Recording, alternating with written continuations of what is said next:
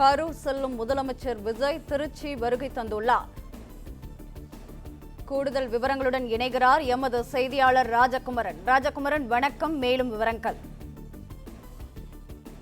தமிழக வெற்றி கழகத்தினுடைய தலைவர், தமிழ்நாட்டினுடைய முதலமைச்சர் ஜோசப் விஜய் தற்பொழுது திருச்சி வந்தடைந்திருக்கின்றார். சென்னையிலிருந்து தனி விமானம் மூலமாக முதலமைச்சர் திருச்சியை வந்தடைந்திருப்பதை பார்க்கின்றோம்.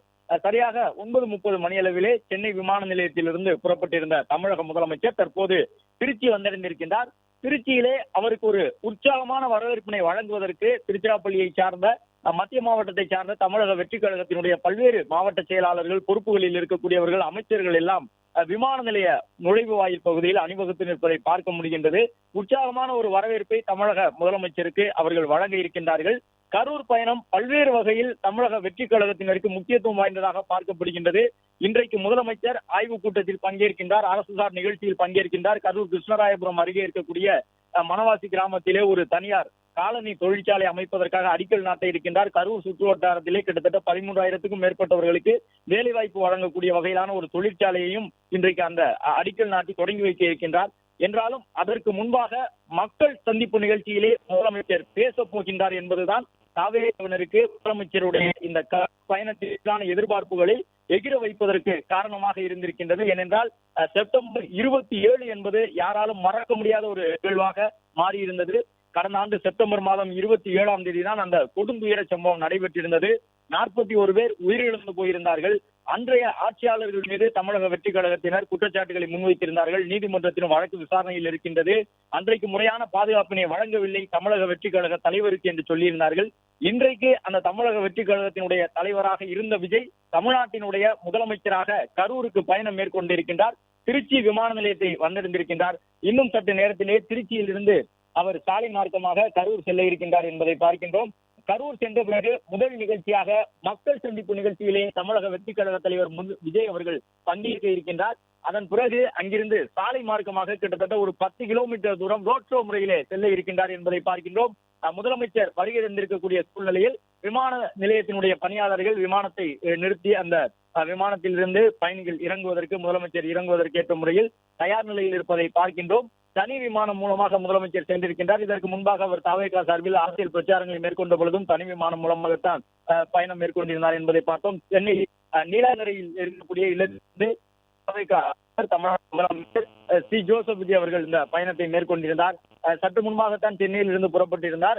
ஒரு 40-45 நிமிடங்களில் தற்போது திருச்சி சென்றடைந்திருக்கின்றார். திருச்சியிலிருந்து அவர் முதலமைச்சருக்கு கூடுதல் பாதுகாப்புகள் வழங்கப்படும். அந்த பாதுகாப்போடு கரூர் செல்ல இருக்கின்றார். செல்லும் வழியெங்கும் குளித்தலை உட்பட புறவழிச்சாலையினுடைய பல்வேறு இடங்களிலும் காவல்துறையினர் அங்கே காத்திருக்கக்கூடிய மக்களை பாதுகாப்பு நடைமுறைகளை பின்பற்றி முதலமைச்சரை பார்ப்பதற்காக நிற்க வைத்திருக்கின்றார்கள் என்பதை பார்க்கிறோம். திருச்சியிலிருந்து கரூர் வரை இருக்கக்கூடிய சாலை முழுவதுமாக காவல்துறையினருடைய கட்டுப்பாட்டில் கொண்டு வரப்பட்டிருக்கின்றது. முதலமைச்சருடைய தனிப்பட்ட பாதுகாவலர்கள் உள்ளிட்டவர்கள் எல்லாம் வெளியில் இறங்கி வந்திருக்கின்றார்கள். இன்னும் சற்று நேரத்திலே தமிழக முதலமைச்சர் ஜோசப் விஜய் அவர்கள் வருகை தர இருக்கின்றார். இங்கிருந்து விமான நிலையத்தினுடைய நுழைவாயில் பகுதிக்கு முதலமைச்சர் அவர்கள் செல்ல இருக்கின்றார். அங்கே அமைச்சர்கள், கட்சியினுடைய மாவட்ட செயலாளர்கள் உள்ளிட்டவர்கள் வரவேற்பினை முதலமைச்சருக்கு வழங்க இருக்கின்றார்கள். அதன் தொடர்ச்சியாக தமிழக முதலமைச்சர் சாலை மார்க்கமாக செல்ல இருக்கின்றார். விமான நிலையத்திலும் திருச்சிக்கு நிறைய பேர் வந்திருக்கின்றார்கள். முதலமைச்சரை பார்க்க வேண்டும் என்ற ஆவலோடு அவர்கள் இருப்பதை பார்க்க முடிகின்றது. காவல்துறையினர் முழு அளவிலான பாதுகாப்பு நடைமுறைகளை கடைபிடித்திருக்கின்றார்கள். வருவது தமிழகத்தினுடைய முதலமைச்சர். இதற்கு முன்பாக திருச்சிராப்பள்ளி கிழக்கு தொகுதி வாக்காளர்களுக்கு நன்றி தெரிவிப்பதற்காக திருச்சிக்கு ஒரு பயணம் மேற்கொண்டிருந்தார். மக்கள் சங்கத்தை திருச்சியில் அவர் நடத்தியிருந்தார். அதன் தொடர்ச்சியாக இன்றைக்கு 2வது முறையாக முதலமைச்சரான பிறகு தாவேகா தலைவர் விஜய் அவர்கள் கருப்பு சட்டை அணிந்து முதலமைச்சர் காட்சிகளை காண்கின்றனர். கருப்பு சட்டையுடன் தமிழக முதலமைச்சர் கரூருக்கு பயணத்தை மேற்கொண்டிருக்கின்றார். ஏனென்றால் இந்த 41 உயிர்களுடைய மரணம் என்பது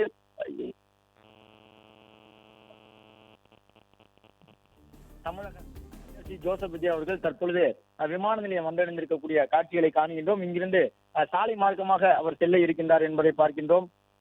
திருச்சியிலிருந்து சரியாக 11 மணி அளவிலே தமிழக முதலமைச்சர் நெருங்கி விடுவார் கரூர் மாவட்ட எல்லையே என்பதை பார்த்து வருகின்றோம். 11:30 மணிக்கு மேலாக கரூரில் இருக்கக்கூடிய அந்த பகுதியில் நடைபெறக்கூடிய நிகழ்விலே அவர் பங்கேற்க இருக்கின்றார் என்பதையும் ஏற்கனவே குறிப்பிட்டிருக்கின்றார்கள். கல்லூரி மைதானத்தில் நடைபெறக்கூடிய வெண்ணெய்மலை பகுதியில் நடைபெறக்கூடிய நிகழ்ச்சியிலே முதலமைச்சர் பங்கேற்று மக்கள் சந்திப்பிலே பேச இருக்கின்றார்.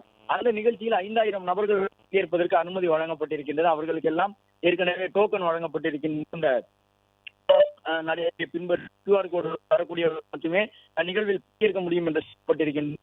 முதலமைச்சர் பயணம் செய்யக்கூடிய அந்த காட்சிகளை காண்கின்றோம். இன்னும் சற்று நேரத்தில் விமான நிலையத்திற்கு வெளியில் இருக்கக்கூடிய வரவேற்பினை அவர் பெற்றுக்கொள்ள இருக்கின்றார். அதன் தொடர்ச்சியாக முதலமைச்சர் இங்கிருந்து சாலை மார்க்கமாக கரூர் செல்கின்றார். வெண்ணெய்மலையிலே 5000 நபர்கள் இன்று அதிகாலை முதலே வருகை தந்து காத்திருக்கின்றார்கள். பாதுகாப்பு நடைமுறைகளை பின்பற்றி அந்த ஏற்பாடுகள் எல்லாம் செய்யப்பட்டிருக்கின்றன என்பதை பார்க்கின்றோம். அதாவது 5000 நபர்கள் மட்டும்தான் வர வேண்டும். அதில் கர்ப்பிணிகள் இருக்கக்கூடாது, வயதுகள் இருக்கக்கூடாது, உடல் நோய் வாய்ப்பட்டவர்கள் இருக்கக்கூடாது என்பது உள்ளிட்ட பல்வேறு கட்டுப்பாடுகள் தமிழக வெற்றி கழகத்தின் சார்பில் பிறப்பிக்கப்பட்டு காவல்துறையினருடைய அனுமதியின் அடிப்படையில் மட்டுமே அந்த QR கோடுடன் வரக்கூடியவர்கள் அனுமதிக்கப்பட்டு வருகின்றார்கள் என்பதை பார்க்கின்றோம். கரூர் செல்லக்கூடிய முதலமைச்சர் அதன் பிறகு கிட்டத்தட்ட ஒரு 10 கிலோமீட்டர் தூரத்திற்கு சாலை வலம் வருகை தர இருக்கின்றார். சாலையிலே ரோட் ஷோ முறையிலே கிட்டத்தட்ட 10 கிலோமீட்டர் தூரம் அவர் வருகை தர இருக்கின்றார்.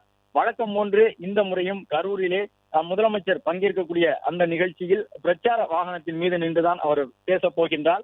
பிரச்சார வாகனத்தின் மீது நின்று பேசுவார். அங்கே இருக்கக்கூடியவர்கள் வெயிலின் தாக்கத்தில் இருந்து தப்புவதற்காக கூடாரம் எல்லாம் அமைக்கப்பட்டிருக்கின்றன. 5000 நபர்களுக்கும் தேவையான உணவு, மருத்துவ உதவிக்குரிய கருவிகள் அனைத்தும் தயார் நிலையில் வைக்கப்பட்டிருக்கின்றது. மருத்துவ குழுவினரும் தயாராக இருக்கின்றார்கள். கிட்டத்தட்ட ஒரு 250 நாட்களுக்கு பிறகாக கரூருக்கு இந்த பயணத்தை தமிழக முதலமைச்சர் விஜய் மேற்கொண்டிருக்கின்றார். வேலுச்சாமிபுரம் சம்பவத்திற்கு பிறகாக முதலமைச்சர் கரூரை விட்டு ஓடிவிட்டார். கரூர் மக்களை சென்று பார்க்கவில்லை, கரூருக்கே செல்லாதது ஏன் என்றெல்லாம் பல்வேறு சுவரொட்டிகள் ஒட்டப்பட்டன. அப்போது ஆட்சியாளர்களாக இருந்தவர்களால் கேள்விகள் எல்லாம் முன்வைக்கப்பட்டன. ஆனால் கரூர் சம்பவம் நடைபெற்று முடிந்த பிறகு கரூருக்கு முதலமைச்சராக செல்லுகின்றார் தவேக தலைவர் விஜய் என்பதை இப்போது பார்த்து வருகின்றோம். 250 நாட்கள் ஏறக்குறைய கடந்து விட்டன. செப்டம்பர் 27 சம்பவத்திற்கு பிறகாக கரூர் உள்ளிட்ட பல்வேறு மாவட்டங்களிலும் தமிழக வெற்றி கழகம் தங்களுடைய அரசியல் வெற்றியை பதிவு செய்திருந்தார்கள் என்பதை பார்க்க முடிந்தது. கரூர் மாவட்டத்தில் எல்லாம் கணிசமான வாக்குகளை பெற்றிருந்தார்கள். மேற்கு மாவட்டத்தில் பல்வேறு தொகுதிகளிலும் தமிழக வெற்றி கழகம் வெற்றி பெற்றிருந்தது. முன்னாள் அமைச்சராக இருந்து தவேகாவில் இணைந்திருந்த செங்கோட்டையன் உள்ளிட்டவர்கள் அப்பொழுது அந்த காலகட்டத்திலே அதன் பிறகாக தமிழக வெற்றி கழகத்தில் இணைந்திருந்தார்கள். எனவே இப்போது அமைச்சரவையில் இருக்கக்கூடியவர்களும் மேற்கு மாவட்டத்திலிருந்து கணிசமானவர்கள் இடம்பெற்றிருக்கிறார்கள் என்பதை பார்க்க முடிகின்றது. எனவே இந்த நிலையில் மேற்கு மாவட்டங்களிலும் தமிழக வெற்றி கழகம் அந்த கரூர் சம்பவத்திற்கு பிறகாகவும் மிகப்பெரிய வெற்றியை பதிவு செய்திருந்தது. இந்த நிலையில் தான் இன்றைக்கு கரூர் பயணத்தை தமிழக முதலமைச்சர் மேற்கொண்டிருக்கின்றார். முதலில் மக்கள் சந்திப்பு நிகழ்ச்சியிலே பங்கேற்கின்றார். கிட்டத்தட்ட ஒரு 5000 பேர் அந்த நிகழ்வில் பங்கேற்பதற்கு அனுமதி வழங்கப்பட்டிருக்கின்றது. அதன் தொடர்ச்சியாக ஒரு 10 கிலோமீட்டர் தூரத்திற்கு ரோட் ஷோ முறையிலே செல்ல இருக்கின்றார். பிளே ஸ்டோர் மற்றும் ஆப் ஸ்டோரில் இருந்து பாலிமர் செயலியை QR கோடு மூலம் பதிவிறக்கம் செய்யுங்கள். செய்திகளை உடனுக்குடன் பெறுங்கள்.